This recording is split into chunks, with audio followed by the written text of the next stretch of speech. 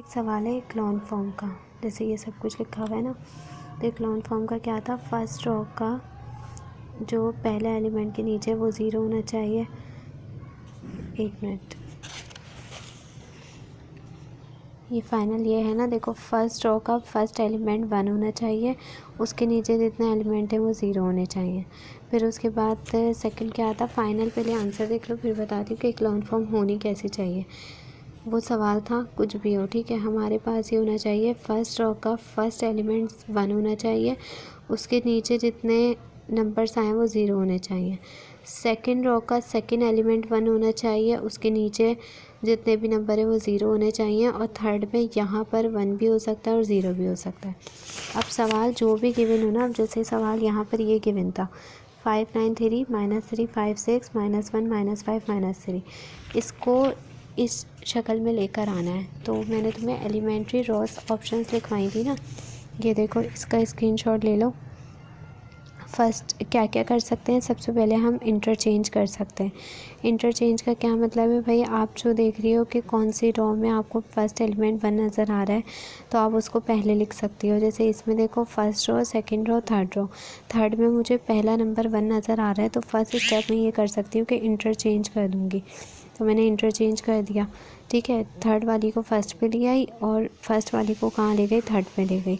Second, अब आप क्या कर सकती हो, सेकंड जो एलिमेंट्री रॉस ऑपरेशन लगा सकती हो वो एक ये लगा सकती हो कि अगर किसी नंबर को, जैसे 2 है, अगर मैंने इसको 1 बनाना है तो मैं सिंपल इसको 1/2 से या तो मल्टीप्लाई करवा दूँगी या डायरेक्ट इसको 2 से डिवाइड करवा दूँगी, तो ये 1 हो जाएगा।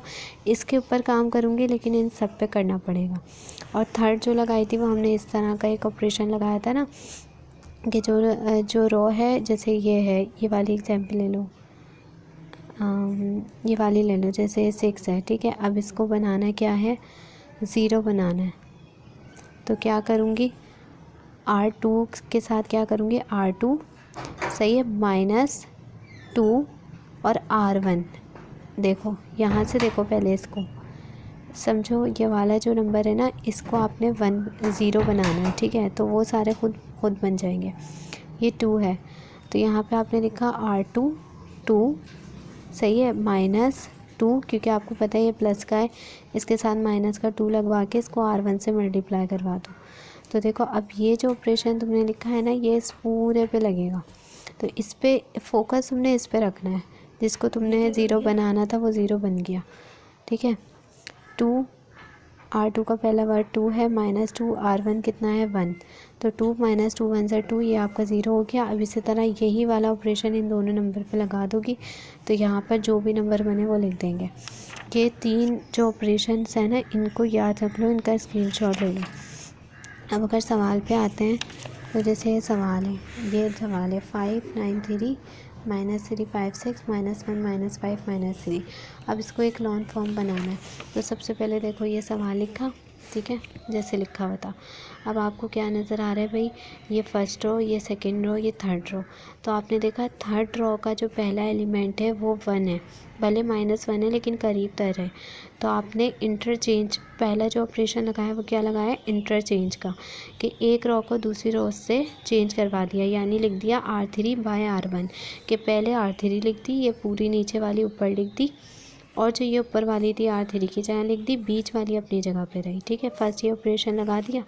अब देखा कि इसके ऊपर काम करना है, तो फर्स्ट रो का फर्स्ट एलिमेंट 1 होना चाहिए, और यहाँ पे -1 है, तो ये -1 प्लस कैसे हो सकता है। तो इसको अगर मैं इसी R1 को मल्टीप्लाई करवा दूँ, -1 को -1 से ही मल्टीप्लाई करवा दूँ, तो ये प्लस का 1 हो जाएगा। तो यहाँ पर ऑपरेशन क्या लगाया है, देखो R1 और ये बीच में कुछ नहीं है, तो मल्टीप्लाई -1। तो R1 को, यानी -1 को -1 से ही मल्टीप्लाई करवाएंगे, तो -1 क्या हो जाएगा, +1। फिर जो ये लिख दिया ना एक बार, ये इस पूरे पे लगा देना। तो देखो -5 है, इसके साथ भी लगा दो। -5 को -1 से मल्टीप्लाई करवाओगी तो माइनस माइनस प्लस, 5 1 सा 5। -3 को -1 से करवाओगी तो माइनस माइनस प्लस, 3 1 सा 3। ये इस पूरे पे लग गया। अब बाकी दोनों ऑपरेशन ऐसे ही लिख दिए। अब इस स्टेप पे आके तुमने देखा फर्स्ट रो का फर्स्ट एलिमेंट जो था वो 1 हो गया, सही है। अब तुम दूसरी रो पे आ जाओगे, उसके ऊपर काम करना है तुम्हें सेकंड रो का जो इसके फर्स्ट रो का फर्स्ट एलिमेंट 1 हो गया। अब इसके नीचे जितने नंबर से वो क्या होने चाहिए, 0। तो सबसे पहले ये इस -3 को 0 बनाना है। तो कौन सा ऑपरेशन इसमें लगा सकते हैं, ये वाला ऑपरेशन लग सकता है ना। देखो -3, सही है। अब इसका अपोजिट लगाओ +3 और इसको मल्टीप्लाई किससे करवा देंगे, R1 से। अब ये ऑपरेशन मैंने यहाँ लिख लिया कि R2 यानी ये -3 +3 यानी ये माइनस था तो इसका अपोजिट मैंने प्लस लगाया, और R1 यानी ये 1। सही है। अब ये ऑपरेशन जब लगाया तो ये तो बन जाएगा 0, मुझे इसको 0 बनाना था, ठीक है। अब यही ऑपरेशन इन दोनों पे भी लगेगा कि क्या कैसे लगेगा भाई, R2 का ये एलिमेंट 5 है तो यहाँ पे 5 आएगा, +3 आएगा, और R1 पे यहाँ पे 5 है। तो ये ऑपरेशन लगा के जो आंसर आएगा उसको यहाँ लिख देंगे, ठीक है। इसी तरह तीसरा वाला ऐसे ही उतार दिया। अब नीचे स्टेप में आते हैं तो यहाँ तक का काम कर लिया। अब आते हैं कि सेकंड, देखो फर्स्ट रो का फर्स्ट एलिमेंट 1 हो गया, उसके नीचे एक नंबर 0 हो गया। अब पहले यहाँ काम कर लेते हैं कि ये जो 20 है इसको 1 बनाना है, ठीक है। यही देखा था ना, सेकंड रो का ये वाला एलिमेंट भी 1 होना चाहिए। तो 21 कैसे बनेगा, सिंपल 20 से डिवाइड करवा दो तो ये तीनों डिवाइड होंगे, सिर्फ ये नहीं होगा, ये तीनों होंगे, ठीक है। ऊपर वाला ऐसे ही उतारो, नीचे वाला ऐसे ही उतारो, बीच वालों को सबको 20 से डिवाइड करवा दो। तो इस 0 को 20 से करवाओगी 0 ही आएगा, 20 को 20 से डिवाइड करवाओगी 1 आएगा, 15 को 20 से करवाओगी डिवाइड, कटिंग हो जाएगी 3/4 आ जाएगा। अब यहाँ पर आ जाओ तो देखो फर्स्ट रो का फर्स्ट एलिमेंट 1 हो गया, उसके नीचे 0 चाहिए था, उसके नीचे 0 है। सेकंड रो का सेकंड एलिमेंट 1 हो गया। अब इस वाले 5 को क्या बनाना है, 0।